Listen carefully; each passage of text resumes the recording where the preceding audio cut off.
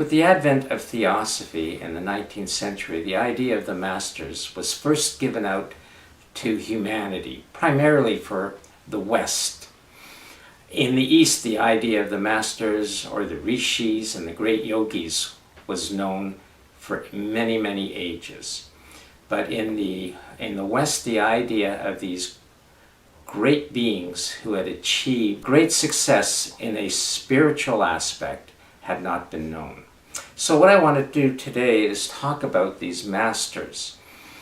There had always been a lot of controversy regarding the masters. Do they exist? Do they not exist? What proof is there? Etc. And consequently, the idea of the masters has faded out, even from Theosophy. Rarely do they talk about the masters.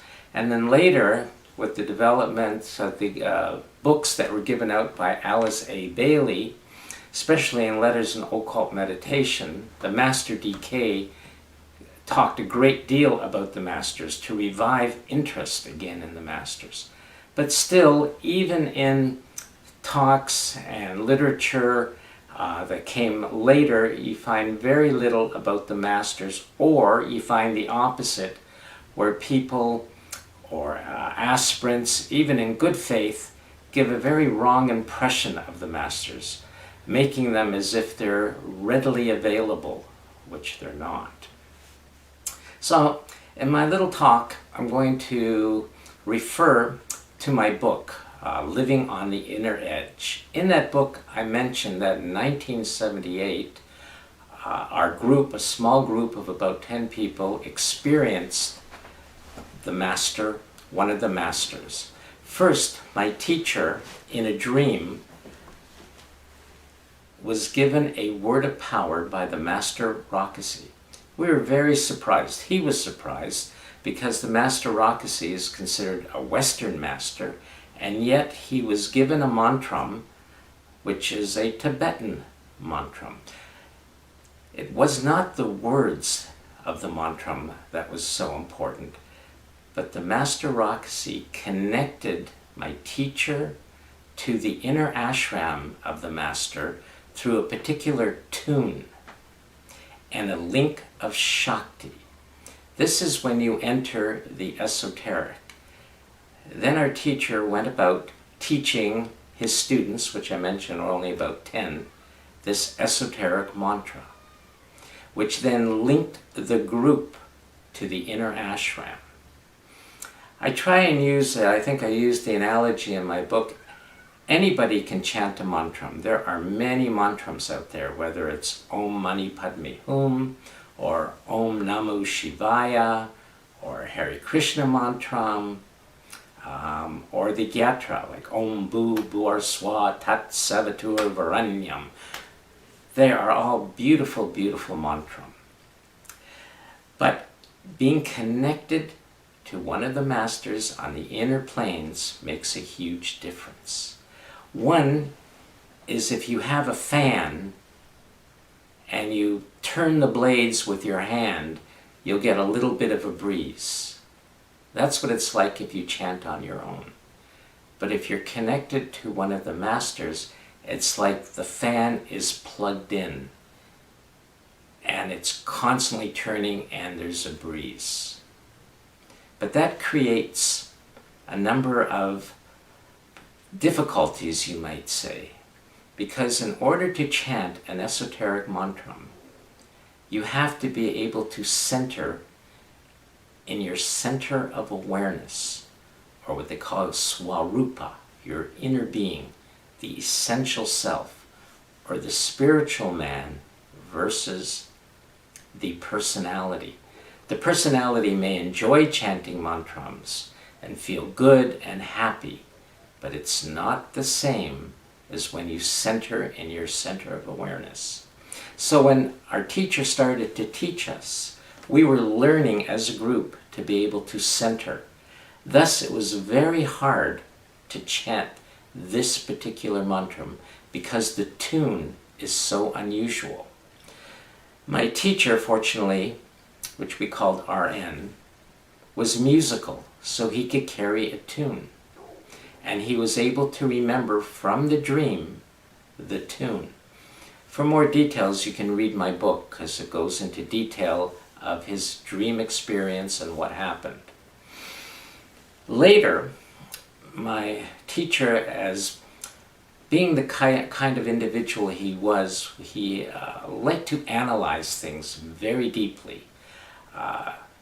He was a chemist by trade, and having a scientific background, always analyzed and tried to see what type of results. So even though he was inspired by the masterocracy, he had some doubts about the mantra. Then in another dream, he was shown a Tibetan mandala. And as he sat in front of the mandala, 3 yogis emerged from this mandala. Each one chanted the same mantra in a different tune. One was the one he learnt from the master Rakasi. 2 other ones, he said, were just so very unusual and strange, but he was told that one was only for very advanced initiates, close to those who become a master, and one was for those who are called chohans, great mantras that are chanted rarely, and only a number of chants to make great changes. After that, he became convinced about the power, the strength, and the potential of the mantra. And it is from this mantra that we developed a teaching. But my talk is more to talk about the masters. The masters are present and active. Not too long ago, just before the COVID-19 pandemic, I ran a symposium on bringing back the masters, which fortunately was attended by 50 or more people, and many theosophists and people who were studying yoga and the Alice Bailey works. As I said, the masters are active, but they are not active in the sense that they discuss things with an individual. If you are sincere in your efforts, a master may shoot a thought to you. Thought moves very quick on the higher plane. You have to learn how to be able to sense it and to feel it, to feel the correct vibration, and to be able to interpret what the master is trying to tell you. Generally, a master never says, "Oh, you're doing very well. Keep going. Oh, this is just so good." No. The master will give you an idea or a direction. For instance, I had 3 symposiums. Each one was given to me as a work effort by a particular master. In fact, they even chose the name. At one point, I wanted to change it to be conference, but no, it came back, no, it has to be a symposium on the ageless wisdom, and then there was also the symposium on alternative healing. Short but direct. Then it's your choice to carry out. And as you carry out the effort, then it expands and you get deeper insights. The hardest one was to do bringing back the masters. Because what can you tell about the masters? It is not easy. Because they do not appear, they do not sit and discuss things, but they give insights and directions. For me, they give work and efforts that have to be done. They give inspiration into mantra. For instance, I was chanting a mantra that I was inspired, but then I was told to add emphasis on a particular word and to add another word that was given to me. And all of a sudden that mantra became much, much stronger.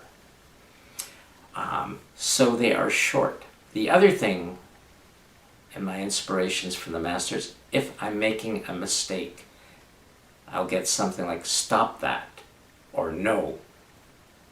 Very short but intense. So the masters help because they are energizing you constantly, but they don't come to discuss and go over what you're doing. It's up to us to be humble, sincere, and devoted to what the Master KH says is the great cause. To be able to help in our little way to bring the esoteric teachings to reach a little further and to help those who are close to you or those in humanity that you can reach.